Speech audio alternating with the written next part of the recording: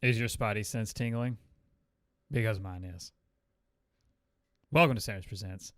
I'm Greg, and if you're enjoying the content we're producing, please consider liking this video, subscribing to the channel, having notifications turned on, and consider becoming a YouTube channel member by following a link in the description below.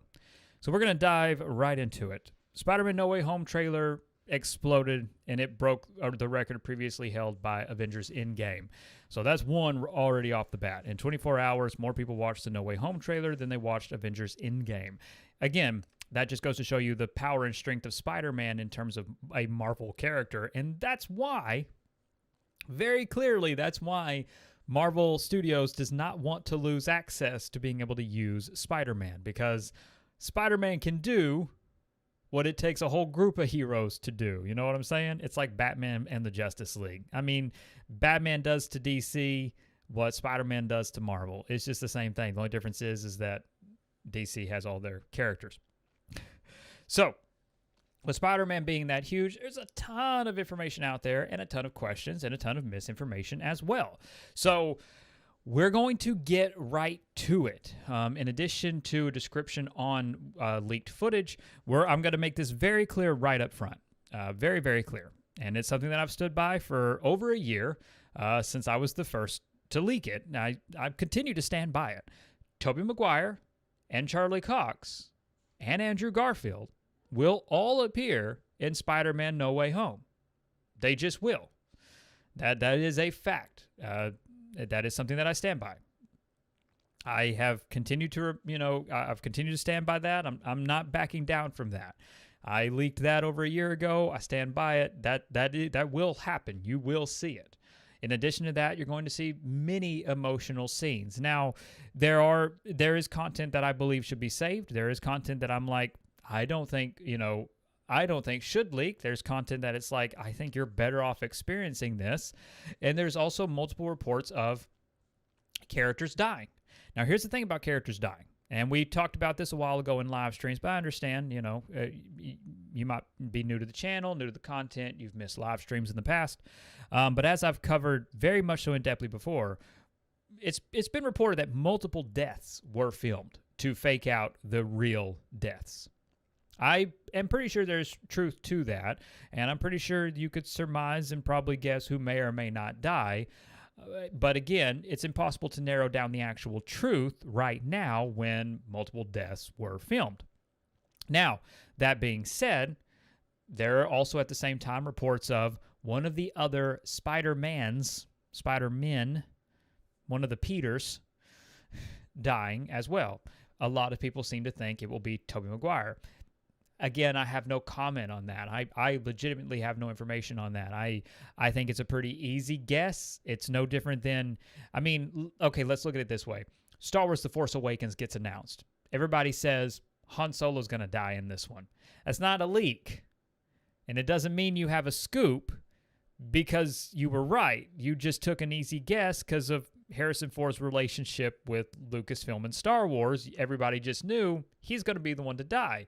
And by that logic, a lot of people, and again, I have a video up as well after the release of The Force Awakens where I discussed, I think they're going to kill off a character with each film. We're going to see Luke die, and then we're going to see Leia die. Now, unfortunately, Carrie's passing fed into Leia dying as well, but ultimately, that's really what happened. Han died in The Force Awakens. Luke died in Last Jedi. Leia died in The Rise of Skywalker. I didn't have a scoop in 2015 because those movies didn't exist. It was just a guess because that's what it felt like was going to happen. So a lot of people saying Tobey's going to die doesn't mean anything. Now I have no pertinent or relevant information on one of the Spider-Men dying, and I hope I don't get anything on that. If one of the other Spider-Man characters, if one of the other Spider-Mans in the film does die, I hope that doesn't fall in my lap because I'd like to experience that as a Spidey virgin, if you will. Now, in terms of footage that has been filmed, this is all footage that was filmed during principal photography. Spider-Man No Way Home has been going through reshoots, again, which is standard. Every major blockbuster film has scheduled reshoots or has reshoots and additional photography scheduled in. And Spider-Man No Way Home is doing that. There's too many homes, Mac. Spider-Man No Way Home is doing that as well. So, What does that mean? Doesn't mean anything negative, but it also means things could easily change. Things very much so will change. We don't know what the final cut of anything will be. All we can do is talk about the footage that was leaked and that we know for certain. And again, all of this, I'm certain, will be confirmed in December, or if how many deleted scenes they end up giving us. One of the leaked scenes is a very brief snippet of Tom Holland and Tobey Maguire discussing Uncle Ben. And it is discussing how Uncle Ben died. Another is Tobey Maguire reciting, with great power, there must also come great responsibility. This is iconic. I mean, it is. It's absolutely iconic. And I know it's something everyone's been waiting for, to have this, kind of interaction. And I think it delivered this way would have nostalgic power associated with it. There's also a scene with Tobey Maguire and Andrew Garfield, some of which you may have seen, at least images of, and some of it you may not have, but you're going to see characters interact, and you're going to see them interact without Tom Holland present.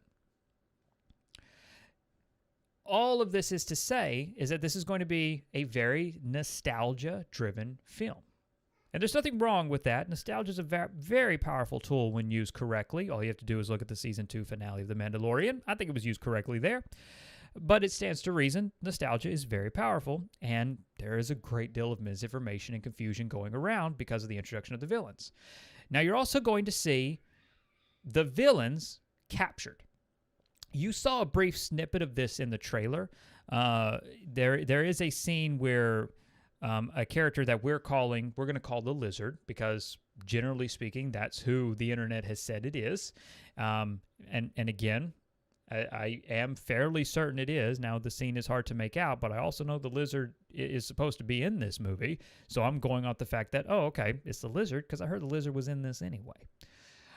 And you'll notice that when in that scene in the No Way Home trailer, when the Lizard jumps, he hits a barrier. That's because these villains are imprisoned.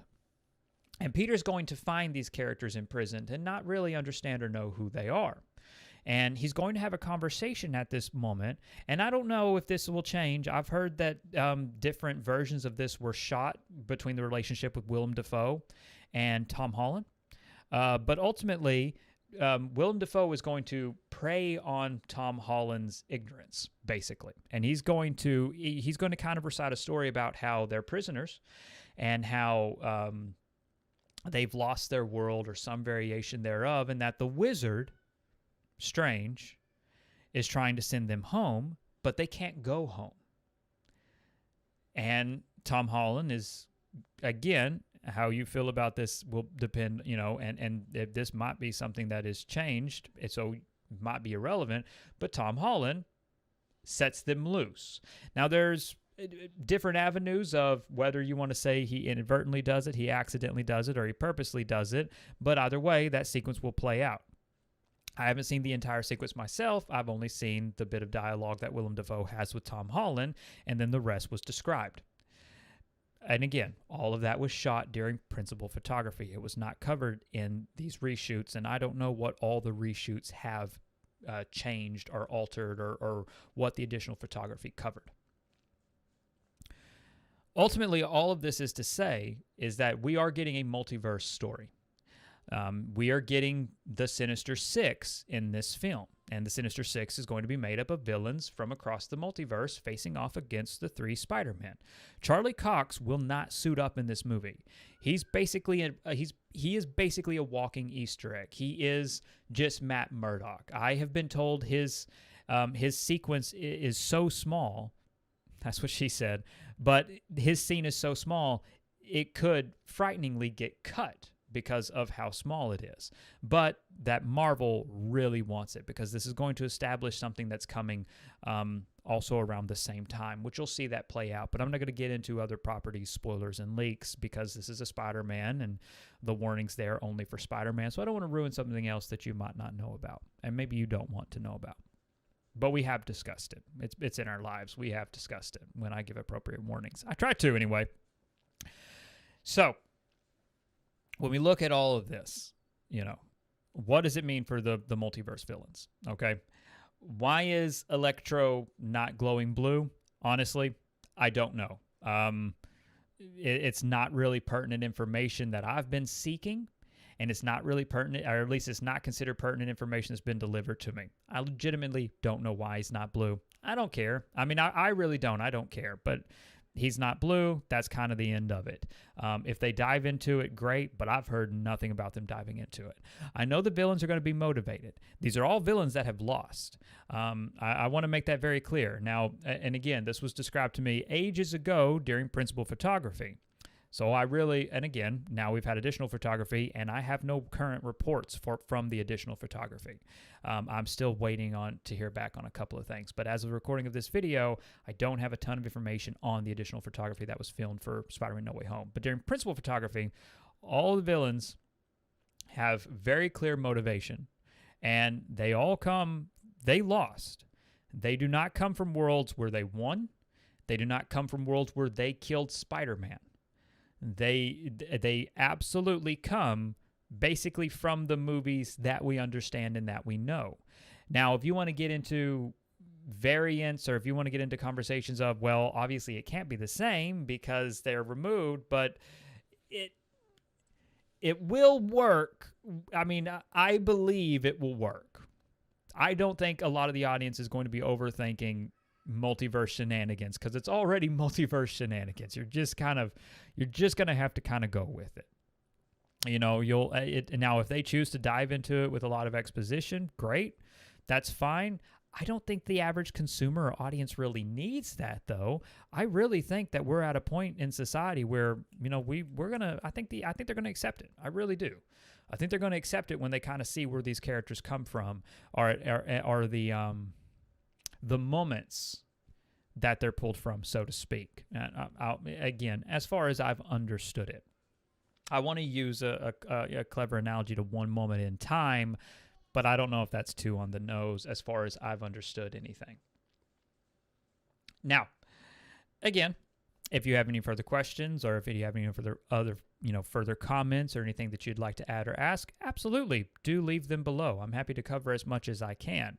I'm very excited for this film, I'm very excited for it purely because of the nostalgic power of the Sam Raimi films. The first two Spider-Man films I absolutely adore, and so I'm thrilled to see all of this coming together. I really, truly am. I can't wait to see all of this play out, because for everything that I know, there's still a lot about the end that, the end, so to speak, that I don't know, and that's exciting to me.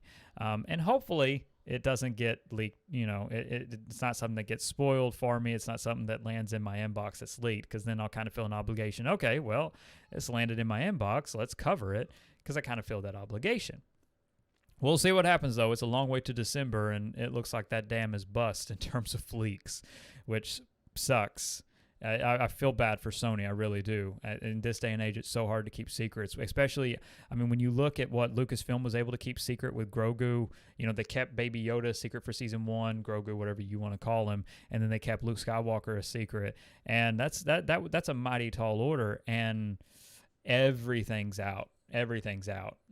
Pretty much. The only thing that's not out is one, as far as I'm aware, as of the recording of this video, there's one detail about the third act that is not out. And, so far, if it's not out, there's no photo of it, that's a good thing, in my opinion, because I think that there's a couple of things in this film that I'm like, good Lord, I really, really hope it doesn't, get leaked out. And again, it's that ebb and flow, right? It's like a character's death. You know what I mean? It's tough. It's really tough. It's a thin line to walk when it comes to these leaks. Whether it's leaks, whether it's rumors, whether it's, what you deem fake, and I understand that and I respect that. But you'll see all of this play out in December. Of that, I know for certain.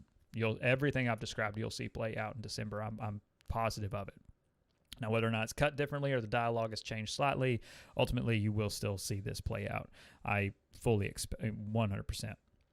I don't think the additional photography would have changed all that much significantly, but it is the ebb and flow of filmmaking.